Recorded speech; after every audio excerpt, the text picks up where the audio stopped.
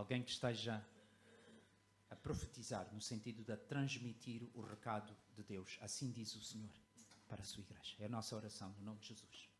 Amém.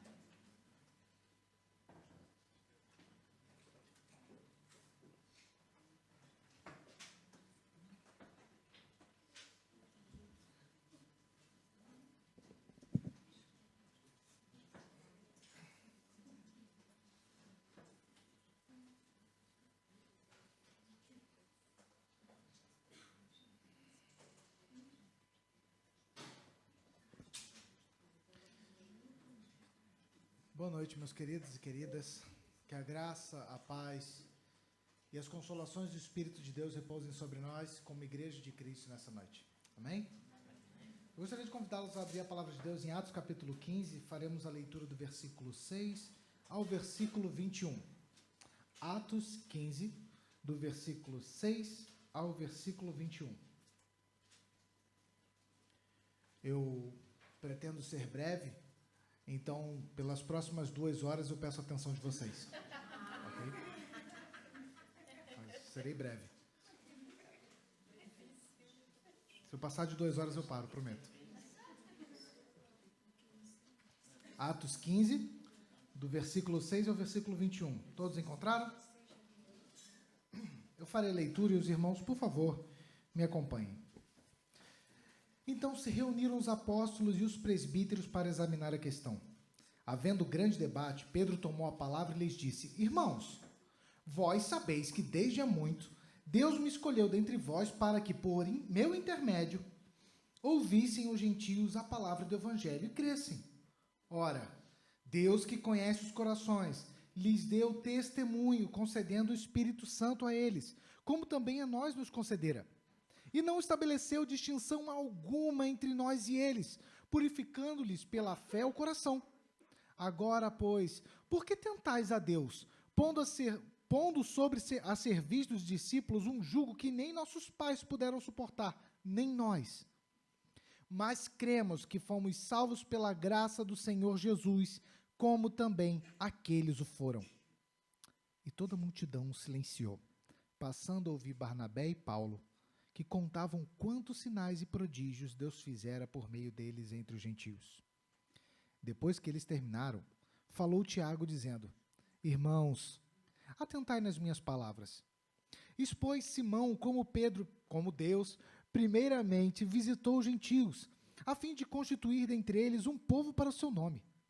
Conferem com isto as palavras dos profetas, como está escrito: cumpridas essas coisas, voltarei e reedificarei o tabernáculo caído de Davi.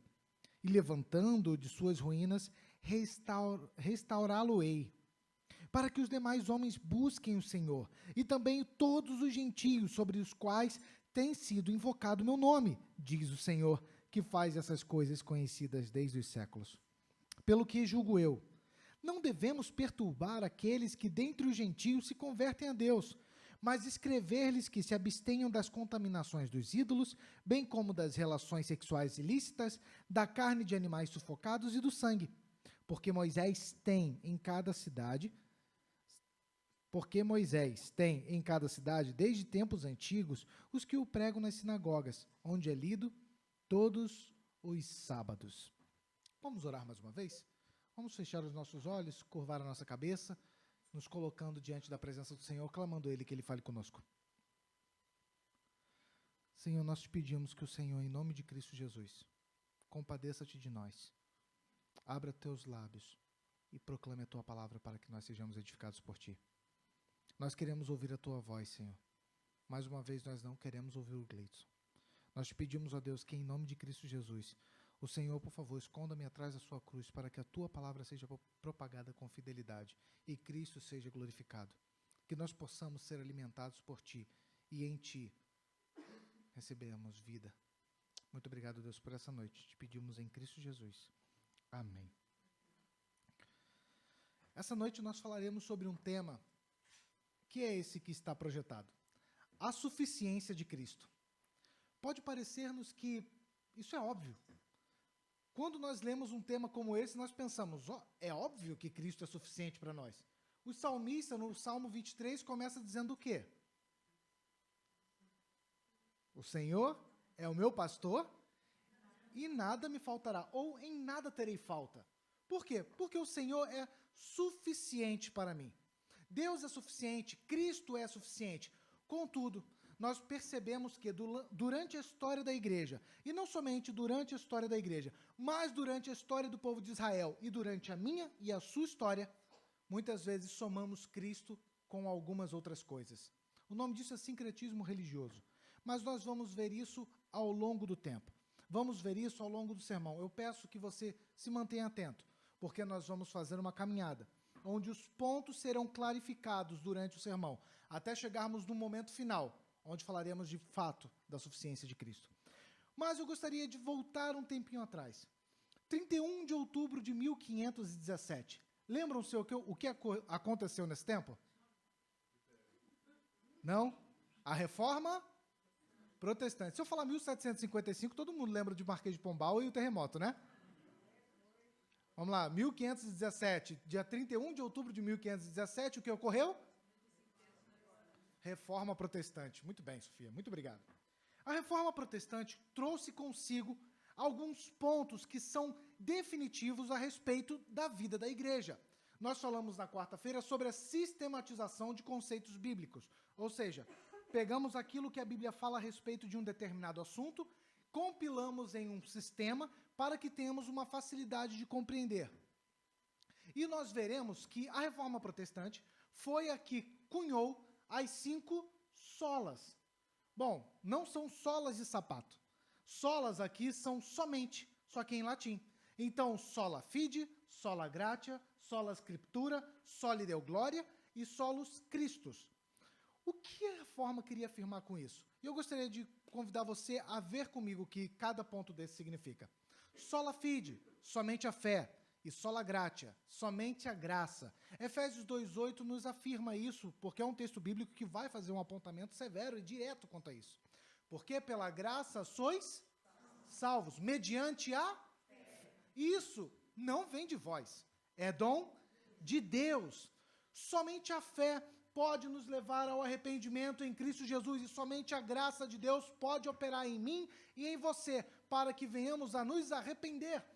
Então são pontos centrais onde a Reforma põe e estabelece sobre esses 5 pontos o seguinte: somente a fé nos leva a Cristo, porque a fé é um dom que Deus nos dá, e somente a graça é o fator motivador que nos leva a nos arrependermos do Senhor, porque nós somos salvos pela graça. Nós temos também as outras solas. Nós temos sola scriptura. Pode passar? Sola Escritura. E a sola Escritura significa somente a Escritura. Nós não cremos num tripé de suposições e pressuposições que vão nos levar a um pensamento teológico. Por exemplo, os católicos. Os católicos, eles não têm somente a Escritura como base central da sua vida.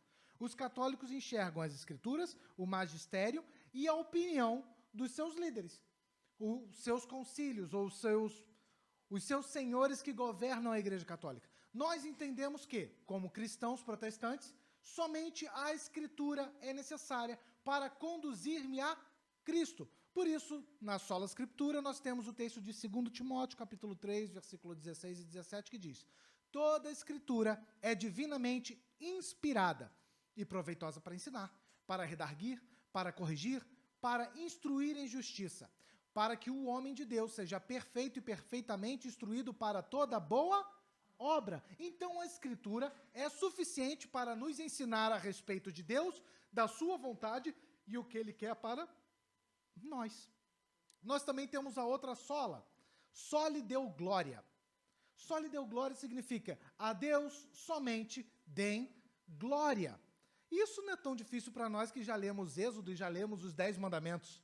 Lembram-se que nos 10 mandamentos, o primeiro mandamento, Deus diz: não terás outros deuses diante de mim. O que Deus está dizendo? Israel, somente eu sou o suficiente para vocês. Em 1 Coríntios nós temos que somente a Deus nós podemos dar glória. 1 Coríntios capítulo 1, versículo 30 e 31. Mas vós sois dele, em Jesus Cristo, o qual para nós foi feito por Deus sabedoria e justiça e santificação e redenção, para que, como está escrito, Aquele que se gloria, glorie-se no Senhor, porque toda a glória deve ser dada a Deus. E nós temos, por fim, solos Christus. E o que significa solos Christus? Somente Cristo é o autor e consumador da nossa fé. Mas ninguém pode salvar a mim e a você.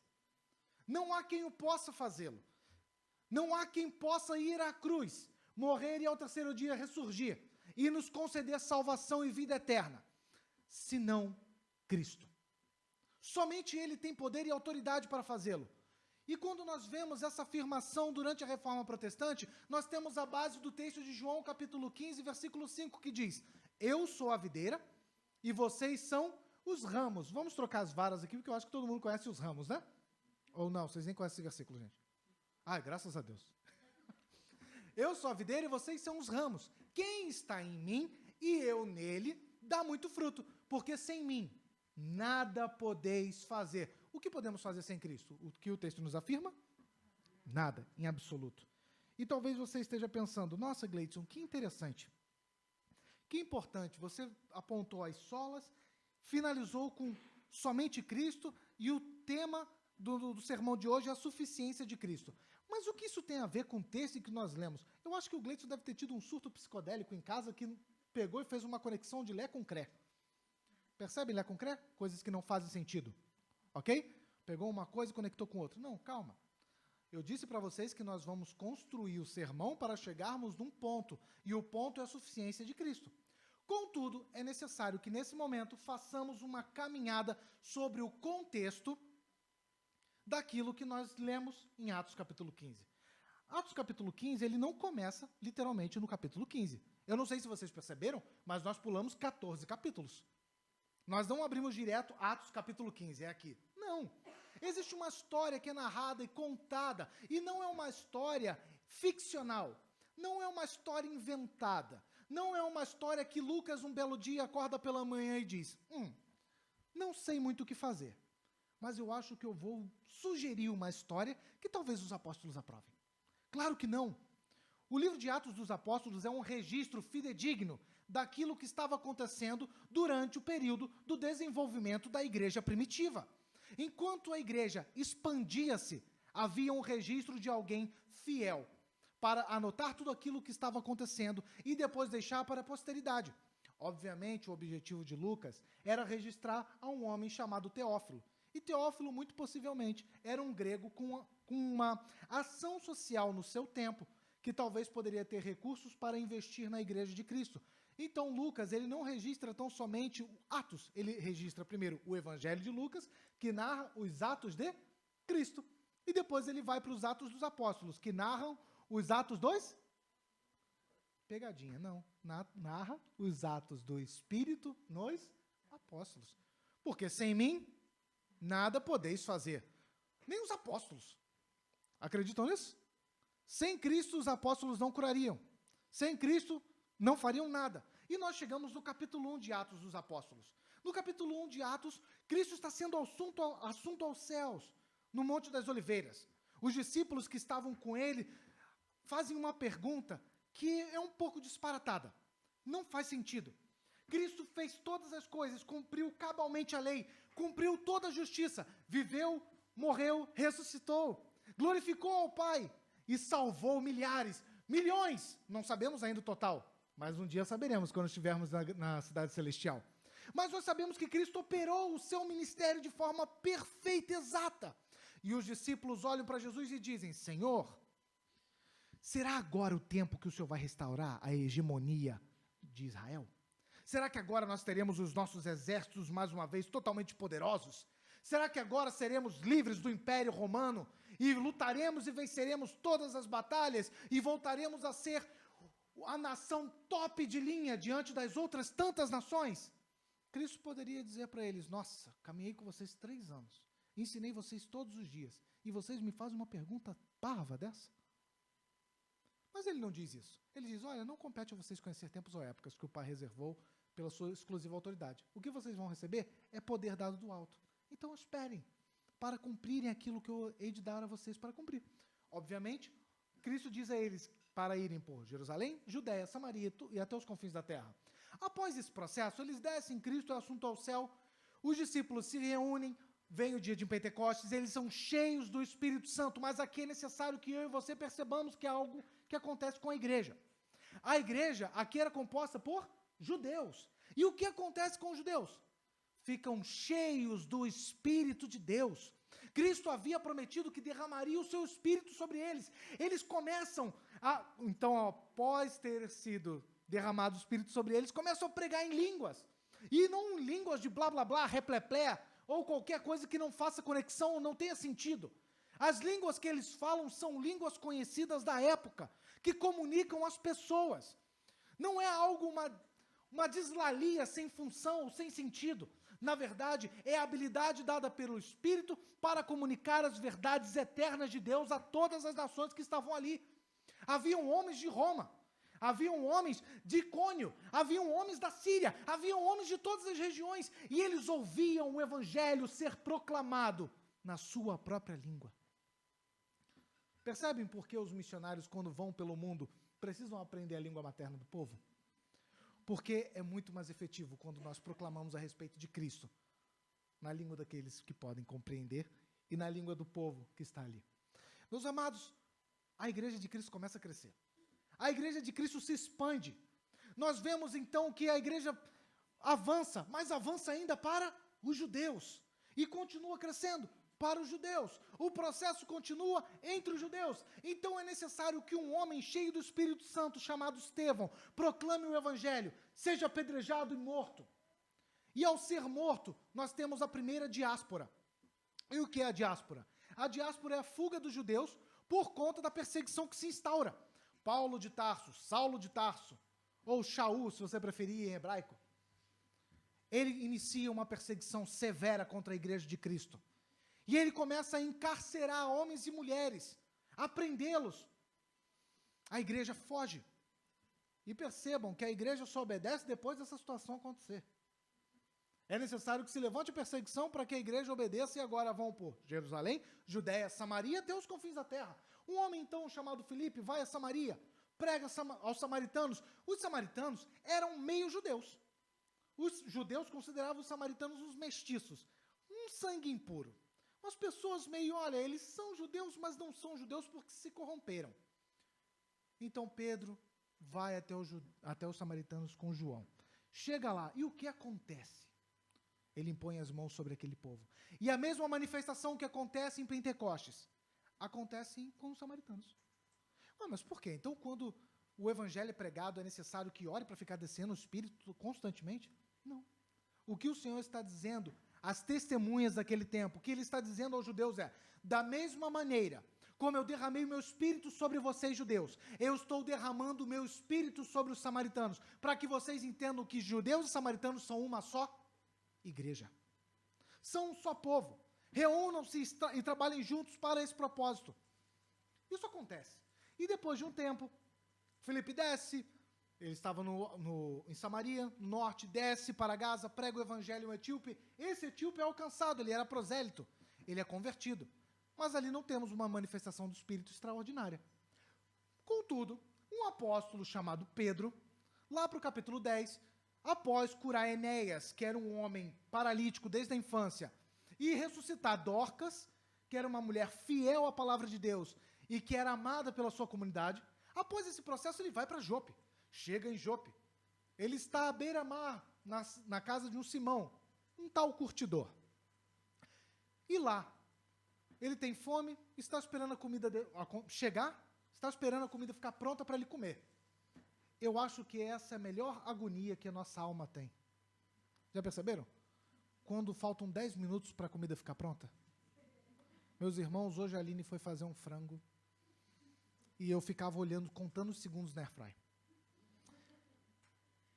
Mas por que eu estou dizendo isso? Porque Pedro, ele tinha estado num processo. Ele estava num processo de espera enquanto o Senhor o traz um banquete.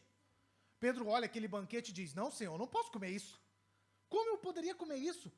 Aqui, nesse lençol que o Senhor estende diante de mim, tem quadrúpedes. E tem animais que as plantas dos pés, as 4 plantas dos pés tocam no chão. Tem répteis, tem animais de pata que não são fendidas. Tem animais do fundo do mar que não têm escamas. Deus aqui tem um monte de bicho que é impuro. E o Senhor, na sua lei, disse que nós temos que cumprir a dieta judaica. Então eu não posso me alimentar disso. O Senhor diz, Pedro, não chama de impuro aquilo que eu purifiquei. Come. Não, Senhor. E por 3 vezes isso acontece. Após aquilo acontecer, Pedro percebe que Deus estava falando com ele e o Espírito diz, olha, vão chegar uns camaradas aí, você vai com eles até onde eles te chamarem. Chegam 2 servos de um homem chamado Cornélio. Cornélio, ele era o centurião. Ele era, possivelmente, um romano. E como um romano, ele era um gentio. Gente, mas que palavra é essa? Gentio? Então, o judeu é um grupo étnico, é um povo. Tudo que não é judeu, para o judeu é gentio. Então, todo aquele que não é judeu, para o judeu é gentio. Então, lusitanos, para os judeus, são gentios. Ok? Que tem algumas descendências judaicas aqui, mas a gente não vai entrar nesse pormenor. Ok? Vejam o seguinte. Pedro, após ter a revelação daquilo que aconteceu, desce, no dia seguinte segue com aqueles homens, chega na casa de Cornélio. Diante da casa de Cornélio, Cornélio vem, se ajoelha diante de Pedro, Pedro disse, ô homem, peraí, eu sou homem como tu. Não se ajoelha e me adora não, pelo amor de Deus. Levanta, o que eu vim fazer aqui? E Cornélio explica, olha, 4 dias atrás, eu tive uma revelação que um anjo mandou que eu te buscasse para você vir aqui e pregar o evangelho para a gente, porque a gente quer saber. Após ter reunido toda a sua família, Pedro inicia a proclamação do evangelho de Cristo Jesus. O que acontece com aquela família? Alcançados pela graça. E o que acontece nessa manifestação?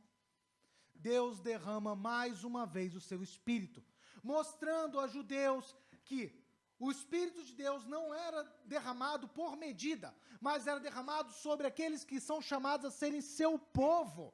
Então não importa se são judeus, não importa se são samaritanos mestiços, ou não importa se são gentios, o Espírito de Deus será derramado sobre toda a carne que confessa Cristo como seu único, suficiente Salvador. Era essa perspectiva que Pedro estava contemplando, e as escamas dos seus olhos já caíam, porque ele percebia que agora Deus não era um Deus única e exclusivamente de um povo étnico, mas Deus havia escolhido uma geração de pessoas, independente da sua nação, para serem seu povo. Então, no capítulo 11, nós vemos Pedro sendo arguído pelos judeus por conta disso. Pedro responde. No capítulo 13, Paulo e Barnabé são enviados para fazer a primeira viagem missionária. E eles vão por Seleucia, Icônio, Listra, Derbe, Antioquia, proclamando o evangelho dentro das sinagogas. Eles vão nas sinagogas, pregam o evangelho nas sinagogas. Os judeus, no primeiro momento, uau! Fantástico, vocês perceberam a revelação.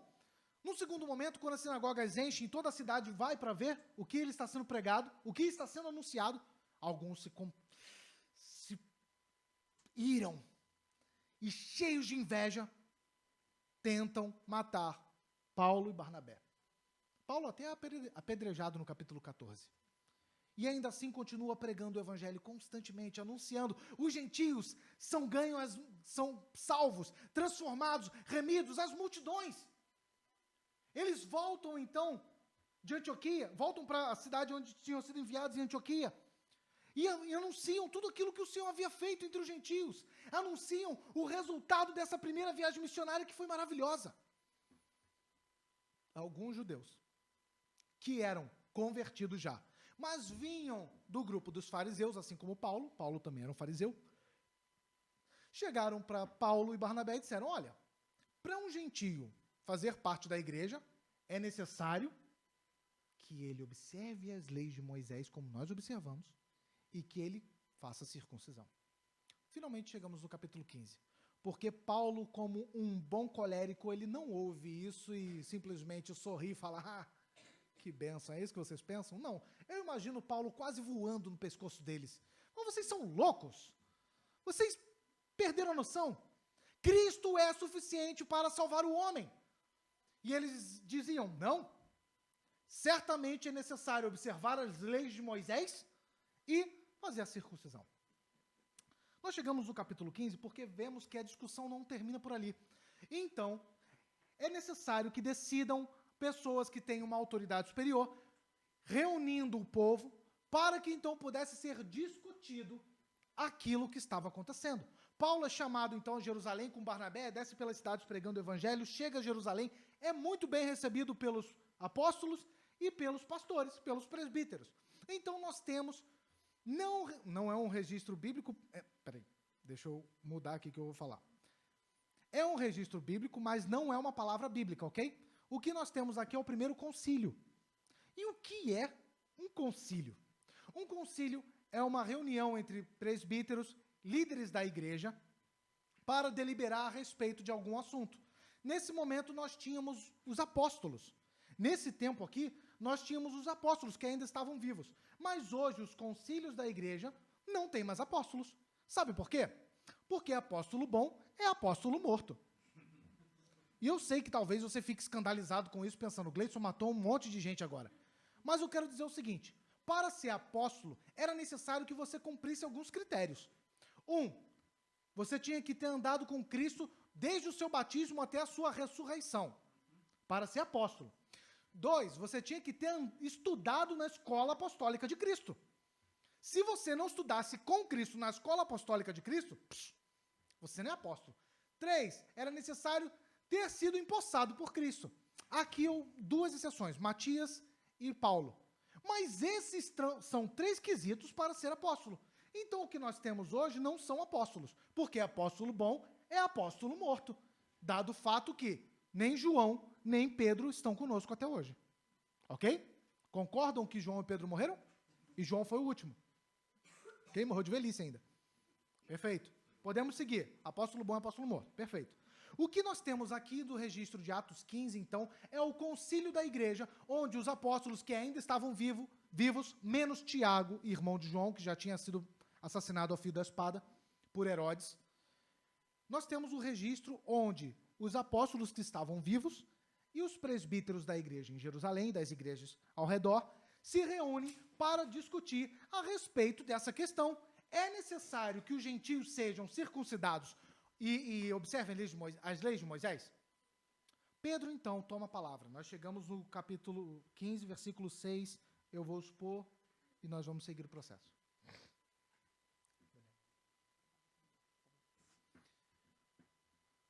Pedro se levanta, pede a palavra no concílio, nessa reunião de líderes eclesiásticos, e fala, meus irmãos, vocês sabem aquilo que Deus efetuou através de mim, e como Deus me chamou para proclamar o evangelho aos gentios.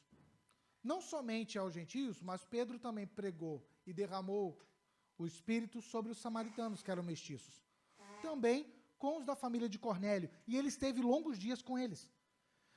Vocês sabem, e é o argumento de Pedro, vocês sabem que Deus usou a minha vida para ganhar os gentios. Porque é pela graça que nós somos salvos dentro da fé derramada no nosso coração. Pedro aponta isso em seu argumento. Os judeus ainda não conseguem compreender, embora estejam em silêncio e ouvindo o que o apóstolo estava dizendo. Obviamente, era Pedro. Ele tinha autoridade. Ele estava falando diante da igreja. Eu não imagino que haveria um burburinho enquanto Pedro falava. Mas, enquanto ele continua a sua argumentação, ele continua apontando de modo direto que as escrituras são claras e óbvias a respeito da salvação dos gentios. E para que eu possa atestar isso, é necessário que nós venhamos a caminhar em outro texto também. Vejam, a salvação para os gentios não é algo novo do Novo Testamento. Não é uma perspectiva nova do Novo Testamento. A salvação dos gentios é um plano que foi delineado por Deus desde antes. E nós vemos Cristo anunciando isso de uma forma muito clara em Marcos capítulo 7, do versículo 24 ao versículo 30. Obrigado, meu irmão.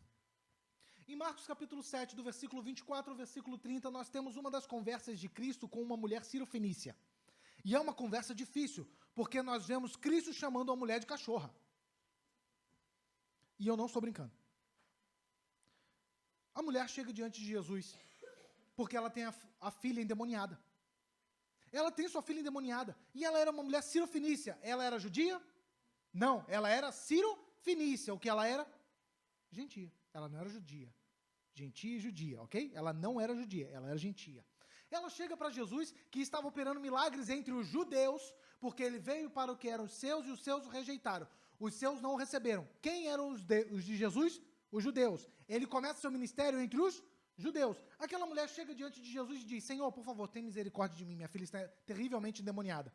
Jesus fala para ela: não é sensato tirar o pão da mesa dos filhos e dar aos cachorros.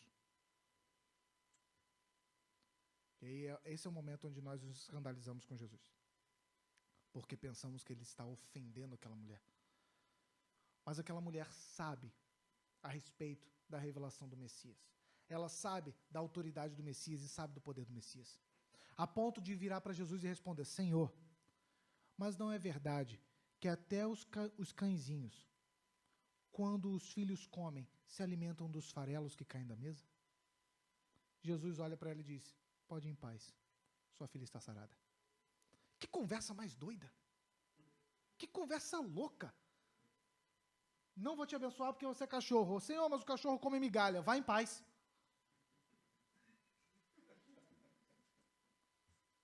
Aí que está.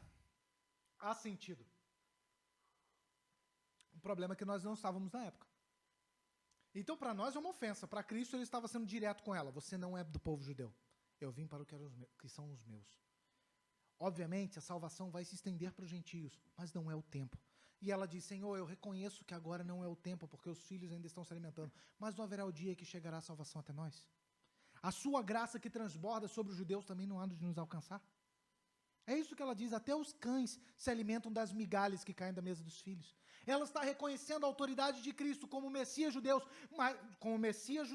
mas que a sua salvação não estaria somente entre o seu povo, se estenderia sobre as nações, se estenderiam sobre todo aquele que cresce. Ela reconhece aquilo, e Pedro usa os seus argumentos apontando que é a graça de Deus que pode rasgar o coração do homem, atravessar o coração do homem e salvá-lo completamente.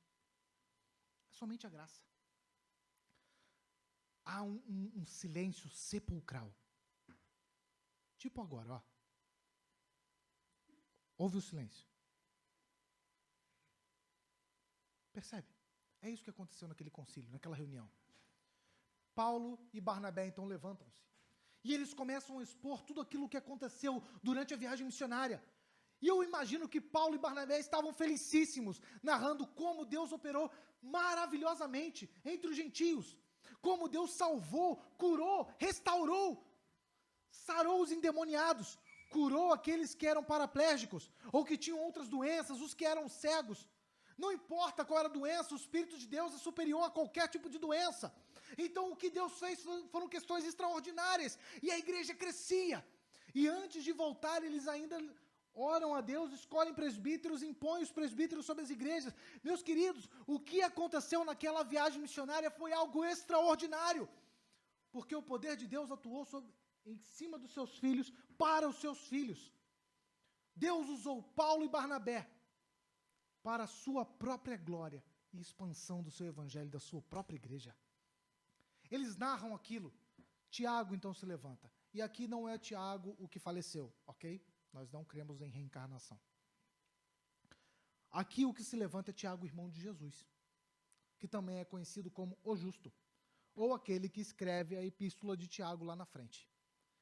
Esse Tiago que se levanta, ele começa a expor algumas questões que são fundamentais, porque ele reitera aquilo que Pedro fala, trazendo o argumento de Pedro para as Escrituras. Pedro está falando, obviamente, é a fé e a graça de Deus que salvam. E o que Tiago faz é olhar o argumento de Pedro e falar: vamos a Amós. Vamos a Amós capítulo 9, versículo 11 e 12, para que vocês possam compreender. Não precisa ir. Eu estou repetindo como se ele estivesse dizendo. Porque o nosso versículo 16, 17 e 18 estão aqui. E são Amós capítulo 9, versículo 11 e 12. Acompanhe comigo, por favor, o versículo 16, 17 e 18 de Atos 15.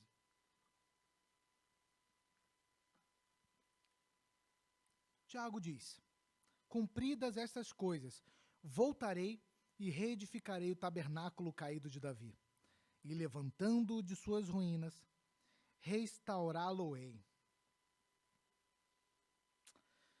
Para que os demais homens busquem o Senhor, e também todos os gentios sobre os quais tem sido invocado o meu nome, diz o Senhor que faz essas coisas conhecidas desde os séculos.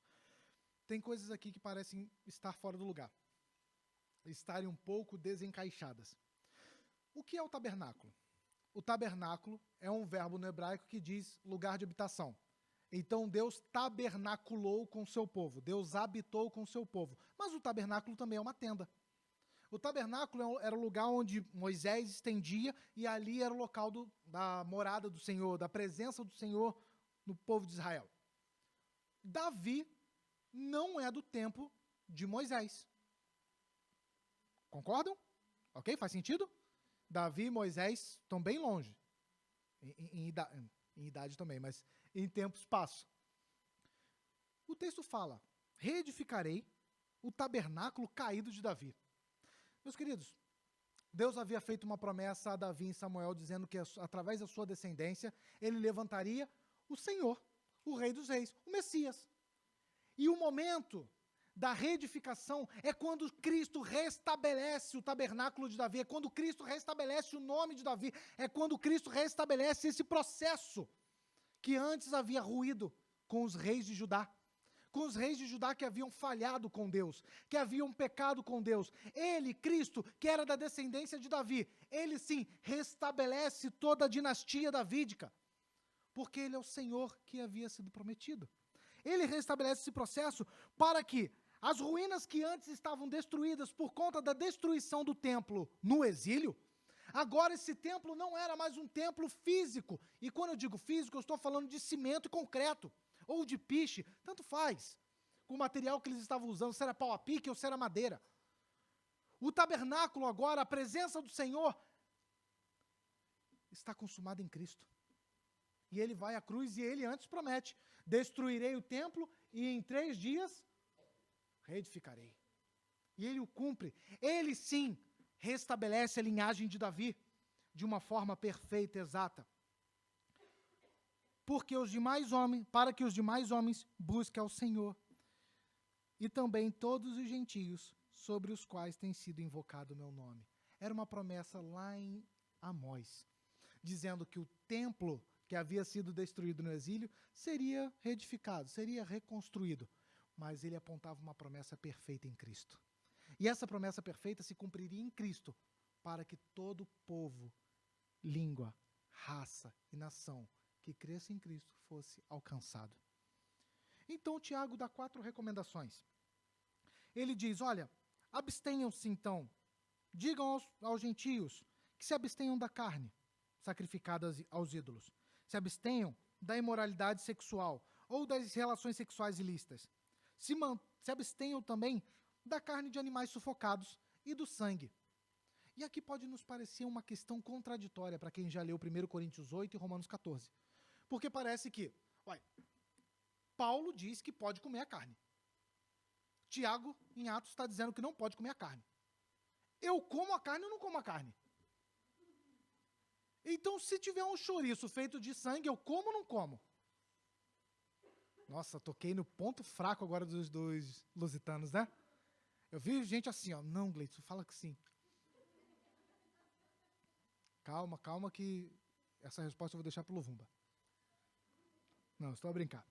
Meus queridos, o que Tiago está fazendo aqui é cuidando da consciência do próximo. A igreja, em sua grande maioria, ainda era de judeus. O povo que compunha a maior parte da igreja, veja, os gentios haviam sido alcançados. Havia um grande número de gentios chegando à igreja, mas a igreja ainda tinha por base judaizante. Então, o que Tiago está dizendo a eles é, se abstenham por conta da consciência.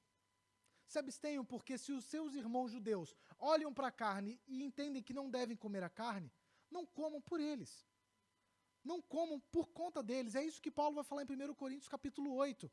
Quando diz, olha, se o seu irmão acha que tem pecado no comer a carne, por conta do seu irmão não coma. Agora, se você tem liberdade cristã para comer a carne, coma.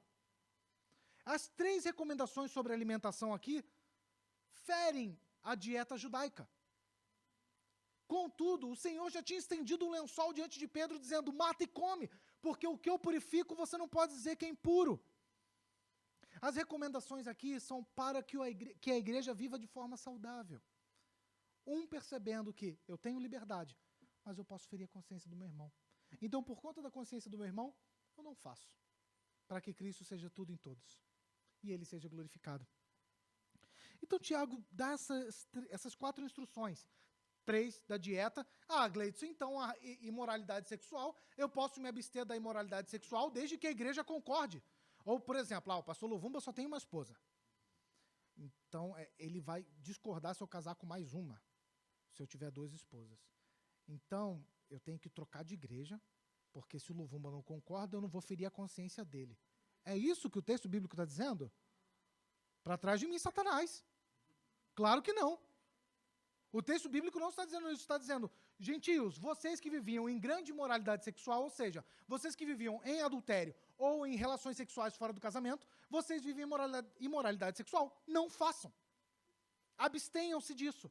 Por quê? Porque em Tessalônica, a carta de Paulo a Tessalônica, nós vamos ver, mais uma vez reiterando isso, nós vamos ver aos Gálatas, aos Efésios, em N cartas, Paulo falando, olha a imoralidade sexual, cuidado com a imoralidade sexual, isso é pecado, Deus abomina. Em Coríntios, olha a imoralidade sexual, isso é pecado, Deus abomina. Ele reitera isso várias vezes.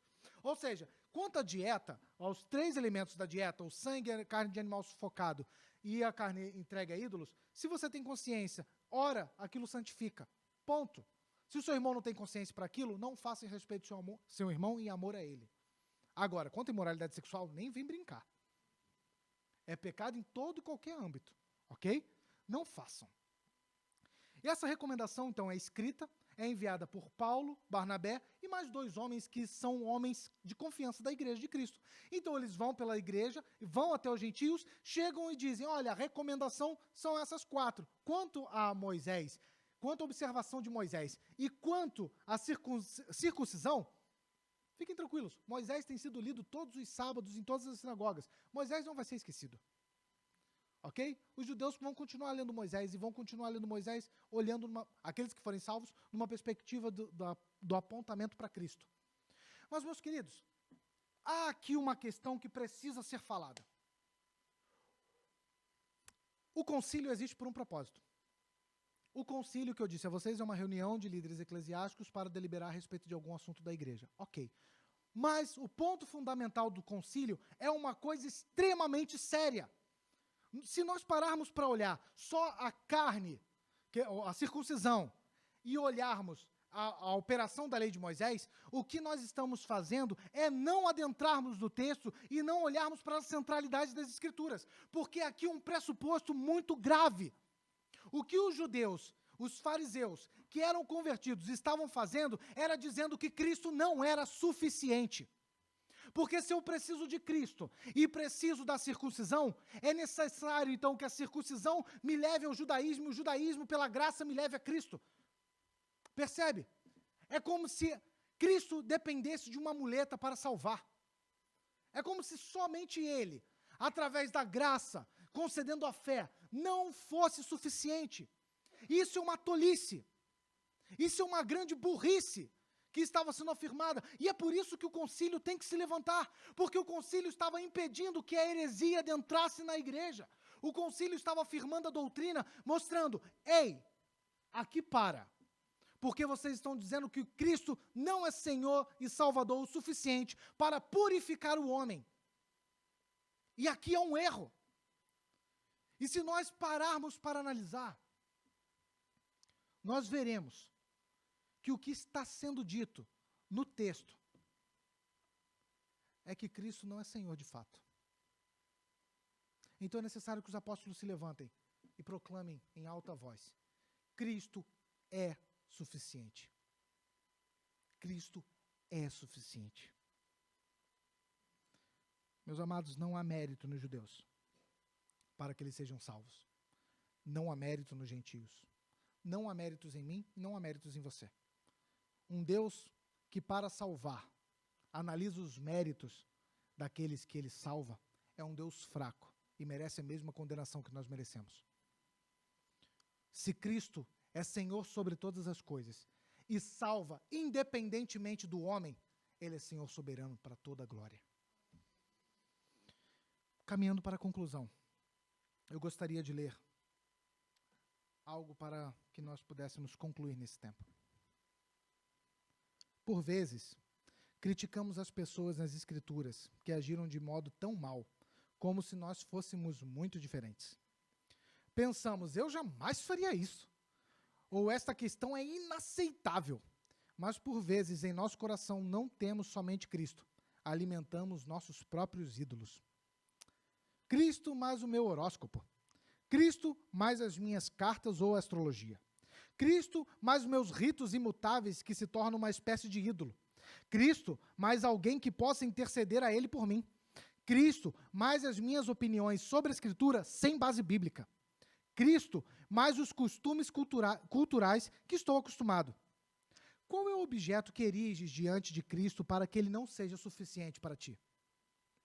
Somente o poder do Evangelho, e somente em Cristo a verdadeira salvação. Jesus não é um pequeno Deus que precisa de muleta para completar perfeitamente sua obra. Ele é Deus todo-poderoso e governa todo o cosmos, além de governar sua igreja, a história do mundo e a nossa vida. O debate do concílio era a afirmação veemente dos apóstolos e pastores quanto à suficiência deste Senhor para conceder vida e salvação. Que essa noite nos curvemos diante dele, deixemos os nossos ídolos e confessemos que somente ele pode ser Senhor da nossa história, pois ele certamente não está disposto a dividir seu coração com nenhum outro Deus que você tenha construído. E que assim Deus nos abençoe.